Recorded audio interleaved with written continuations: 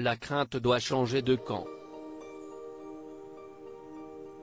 Si est un véritable cri du cœur qu'Olivier Delacroix a poussé dans une interview accordée à Télépro.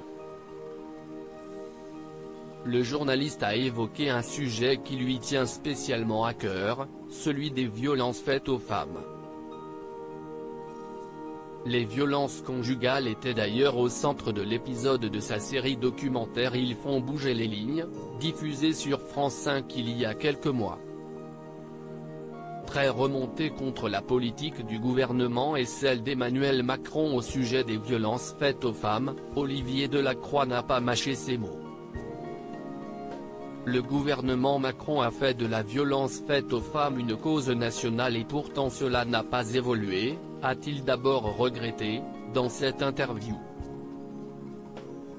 Quand vous allez sur le terrain, vous vous apercevez que les choses ont même reculé. Je n'accepte pas, ajoute Olivier Delacroix, qui se demande pourquoi la législation française ne fait pas la tolérance zéro. Le journaliste a ensuite révélé avoir été contacté par le gouvernement à ce sujet. J'ai discuté avec la ministre aux droits de la femme, Elisabeth Moreno, note de la rédaction, et son chef de cabinet, il voulait avoir mon avis. On a eu un échange cordial, décrit-il à Télépro.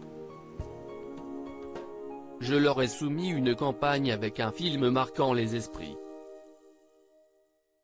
On m'a dit, on t'appelle très vite, j'ai attendu et l'appel n'est jamais venu.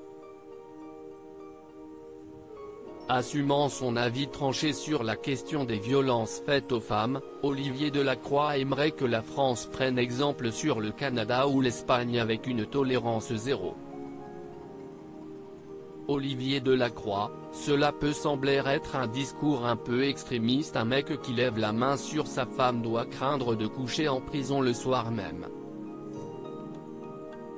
En France, on n'a pas le courage de prendre cette décision législative, ajoute-t-il, déçu et énervé.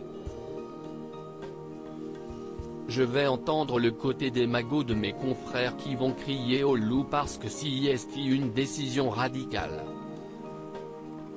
La crainte doit changer de camp. Conscient de la radicalité de cette idée, déjà appliquée dans d'autres pays, Olivier Delacroix croit savoir la raison pour laquelle elle n'est pas d'actualité en France. Est-ce que ça nous coûterait pas trop cher à la société d'enfermer les gens ? Invité d'Europe 1 en 2020, il s'énervait que des mecs qui vendent du shit aillent en prison mais pas les mecs qui frappent leurs femmes. Cela peut sembler être un discours un peu extrémiste. Mais ça ne l'est pas. En 2021, 113 féminicides ont été recensés en France. Loading Widget.